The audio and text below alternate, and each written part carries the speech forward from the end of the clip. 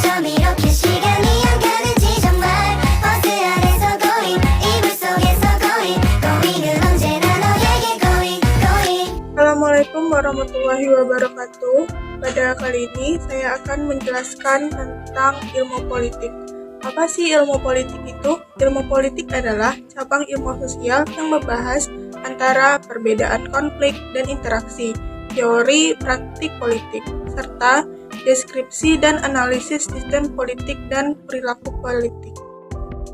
Selanjutnya yaitu definisi ilmu politik. Menurut Paul Janet, ilmu politik merupakan sebagai ilmu yang mengatur perkembangan negara, begitu juga dengan prinsip-prinsip pemerintahan.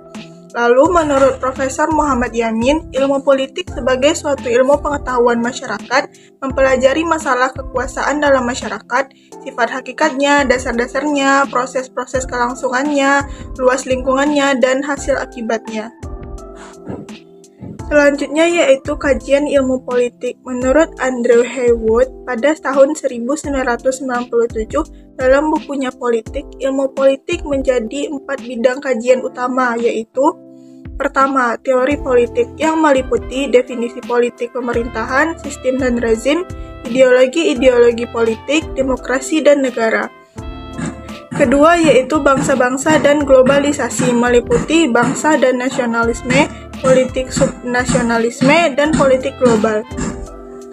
Ketiga yaitu interaksi politik, terdiri dari ekonomi dan masyarakat, budaya politik dan legitimasi, pemilu dan partisipasi dalam pemilu, partai politik dan sistem kepartaian, kelompok, kepentingan, dan gerakan. Keempat yaitu mesin pemerintahan yang meliputi konstitusi, hukum dan yudikatif, lembaga legislatif, lembaga eksekutif, birokrasi, militer, dan polisi. Selanjutnya yaitu cangkupan ruang lingkup ilmu politik. Pertama yaitu teori politik yang meliputi politik, sejarah-sejarah perkembangan, dan ide-ide politik. Kedua yaitu lembaga-lembaga politik meliputi undang-undang dasar, pemerintahan pusat, pemerintahan daerah, fungsi ekonomi, sosial, dan pemerintahan, dan perbandingan lembaga politik. Ketiga yaitu partai-partai, golongan-golongan, dan pendapat umum mencakup partai politik, golongan-golongan, asosiasi-asosiasi, partisipasi warga, negara dalam pemerintahan, administrasi, dan pendapat umum. Keempat yaitu hubungan internasional, meliputi politik internasional, organisasi dunia, administrasi, dan hukum internasional. Selanjutnya yaitu konsep-konsep politik. Konsep sendiri adalah unsur penelitian yang terpenting yang merupakan suatu yang digunakan oleh para peneliti untuk lebih mengerti dunia sekelilingnya. Dalam konteks politik sendiri, di mana merangkul segala macam aspek politik oleh para peneliti politik. Sejarah politik modern cenderung menopang konsep-konsep di antaranya yaitu pertama yaitu masyarakat. Menurut Robert Dicey, masyarakat adalah suatu sistem hubungan yang ditata, di mana masyarakat sendiri memiliki naluri untuk berhidup berdampingan dengan manusia lainnya. Hubungan ini dapat bermacam-macam, dimulai dari yang paling sederhana sampai dengan yang rumit. Hal ini dapat terjadi karena adanya kepentingan ekonomi, pendidikan, dan kepercayaan. Kedua yaitu negara. Robert MC mengatakan bahwa negara didefinisikan sebagai asosiasi yang menyelenggarakan ketertiban di dalam suatu masyarakat dalam suatu wilayah dengan berdasarkan sistem hukum yang diselenggarakan negara itu sendiri. Terdapat 4 unsur penting dalam sebuah negara yaitu wilayah, penduduk, pemerintahan, dan kedaulatan. Ketiga yaitu wilayah. Wilayah merupakan batas geografis sebuah negara, baik itu daratan maupun lautan, yang masih dapat memaksakan kekuasaan baik menggunakan kekerasan fisik yang sah, dengan monopoli, maupun dengan keteguhan peraturan perundang-undangan. Wilayah juga menentukan sebuah kekuasaan negara. Keempat yaitu penduduk. Penduduk merupakan sekelompok orang yang berada di suatu wilayah tertentu yang dimana diwajibkan bagi mereka untuk memenuhi dan menaati peraturan di wilayah tersebut. Faktor penduduk sangat berpengaruh bagi hubungan antar negara. Kelima yaitu pemerintahan, merupakan organisasi yang berwenang dalam memutuskan keputusan yang mengikat bagi seluruh penduduk yang berada dalam wilayahnya, namun hanya berlaku di wilayah tersebut. Yang keenam yaitu kedaulatan. Kedaulatan tertinggi untuk membuat dan melaksanakan undang-undang dengan semua cara yang tersedia. Negara memiliki kedaulatan tertinggi dalam perundang-undangan.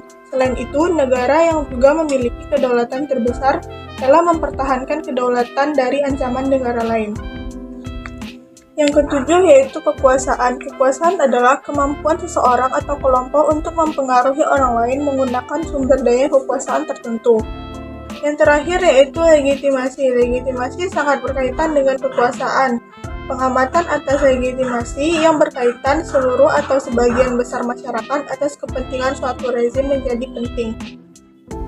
Dalam teori Max Weber terdapat 3 model legitimasi, yaitu tradisional, karismatik, dan legal rasional.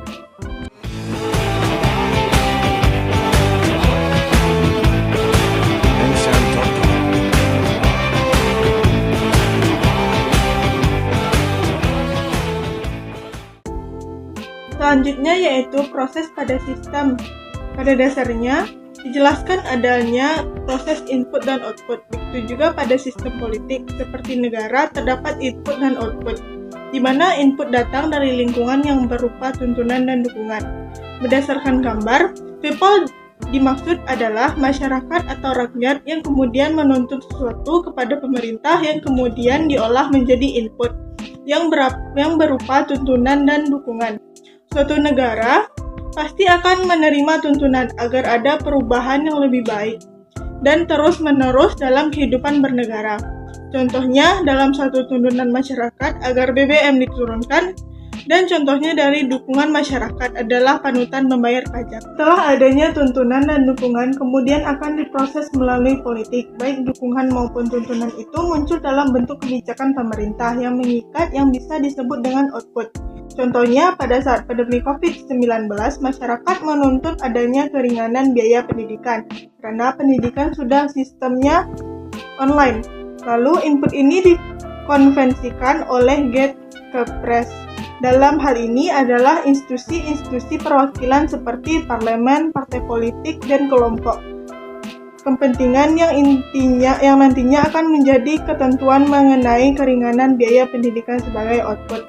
Namun, karena sistem politik menjadi kecenderungan untuk selalu bertahan, maka kebijakan politik itu berperan sebagai tuntunan atau dukungan baru. Pola ini dapat disebut dengan umpan balik atau feedback, yang selanjutnya akan menjadi pertimbangan atau penentuan kebijakan politik. Baik, sekian yang dapat saya sampaikan. Terlebih terkurang saya mohon maaf. Saya Putri Azahra dari Prodi Pendidikan Pancasila dan Kewarganegaraan. Assalamualaikum warahmatullahi wabarakatuh. 다음에 또 만나요.